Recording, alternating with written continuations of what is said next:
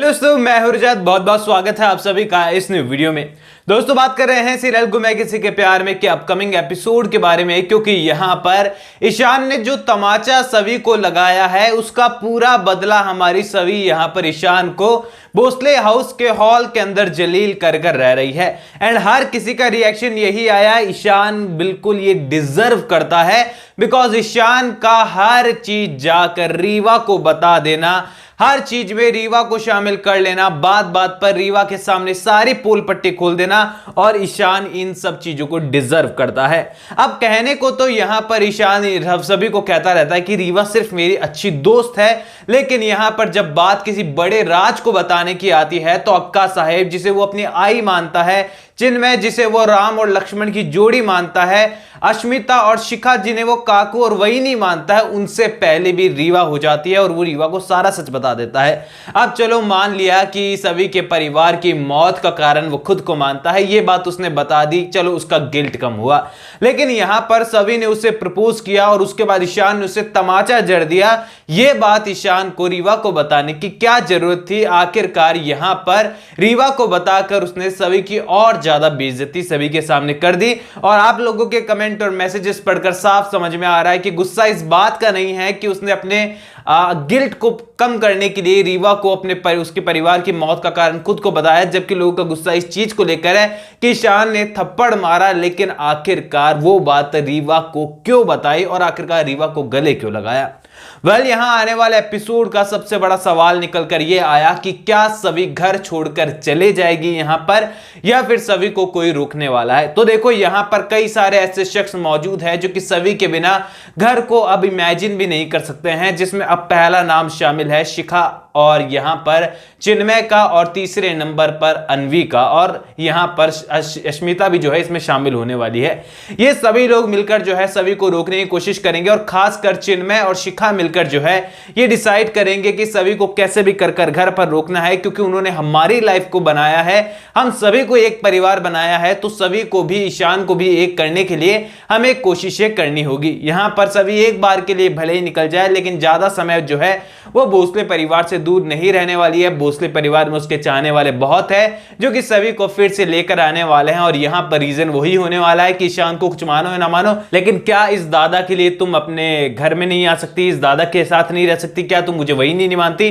वगैरह वगैरह सभी लोग यहां पर सभी को अलग अलग बातें कहने वाले हैं। इन्हीं सब रीजन के बीच में सभी को जो है वापस से भोसले परिवार में आना ही पड़ेगा। अब बात कर लेते हैं यहां पर इन सब मुद्दों के बीच में उम्मीदें ऐसी है कि यहां पर किरदार वापसी होने वाला है हरिणी का, और हरिणी यहां पर पूरी तरीके से कहानी को टर्न देते हुए नजर आ सकती है, बिकॉज सीरियल के मेकर्स फिलहाल कहानी में उलझ से गए हैं, ऐसा नजर आ रहा है। तो दोस्तों आप सभी को बता दूं कि फिलहाल हरिणी का किरदार जो निभा रही है अंकिता खारे, वो फिलहाल अपने हॉलीडेज को एंजॉय कर रही है सिंगापुर में, और यहां पर उनको वहां से आने में थोड़ा सा वक्त लगेगा, एंड आने के बाद वो शूट शुरू करने वाली है। देन कहीं पर जाकर जो है उनका सीन आपको कहानी में देखने को मिलेगा। यानी कि ये बात तो तय है कि आने वाला एक पूरा सप्ताह जो है यहां पर सभी और ईशान के बीच में जो है दूरियां बरकरार रहने वाली है, और सभी लोग सभी को कन्विंस करने की कोशिश करेंगे कि सभी घर पे ही रहो, क्योंकि ईशान से ही तुम्हारा रिश्ता नहीं है, और भी लोगों से तुम्हारा रिश्ता बन चुका है। अगर तुम हमें परिवार मानती हो तो इस घर को छोड़कर मत जाना।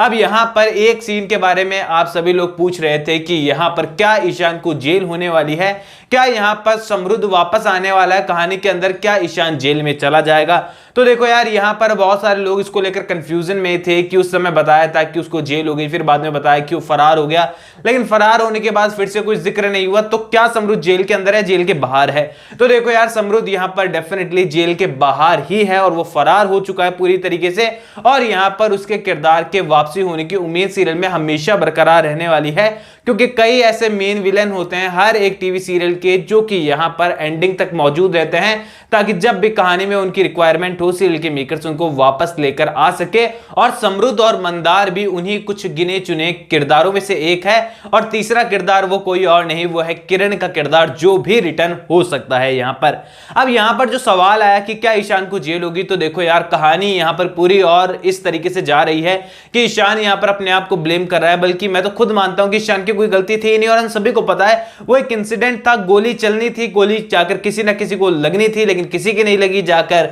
जो वहां पर ड्रम पड़े थे ऑयल के उन पर लग गए और बड़ा ब्लास्ट हो गया। अब इसमें ना तो ईशान की गलती है ना ही घर वालों की गलती है, क्योंकि वो तो बच रहे थे और ईशान उन्हें बचा रहा था। अब यहां पर ये सिर्फ एक हादसा था और पता नहीं कि ईशान क्यों खुद को इसके लिए ब्लेम कर रहा है। अब यहां पर इन सभी चीजों के बीच में ईशान की जेल होने की कितनी उम्मीद है ये देखना बहुत इंटरेस्टिंग है। वेल, मैं आपको बता दूं कि अगर ईशान को जेल होती है तो सीरियल के मेकर्स के पास एक अच्छी स्टोरी लाइन होगी, बिकॉज सभी जेल से निकालने के लिए ईशान को हर एक तमाम कोशिश करते हुए नजर आएगी। लेकिन अक्सर गुम है किसी के प्यार में के अंदर हमने देखा है कि जब भी कोर्ट रूम सीन या जेल या पुलिस स्टेशन तो खैर दिखाते हैं, लेकिन जब भी कोर्ट रूम की बात होती है ना सीन की, तो सीरियल के मेकर्स 2 कदम पीछे हटा लेते हैं। एंड वो क्यों है मुझे नहीं पता। अब यहां पर बहुत सारे सीरियल के अंदर कोर्ट रूम सीन को बहुत जोरों शोरों से दिखाया जाता है, बहुत कमाल के तरीके से दिखाया जाता है, पर गुम है किसी के प्यार में के मेकर्स कोर्ट रूम सीन से अक्सर दूरी बनाए हुए हमेशा नजर आए हैं। और जब सीन आया भी है तो बहुत अजीब सा आया, मतलब अंधेरे में कोर्ट रूम वगैरह वगैरह ऐसी चीजें दिखाई जाती है। वेल, यहां आने वाले एपिसोड के अंदर सीरियल के मेकर्स इस स्टोरी लाइन को यूज करते हैं या फिर नहीं करते हैं, देखना बहुत इंटरेस्टिंग है।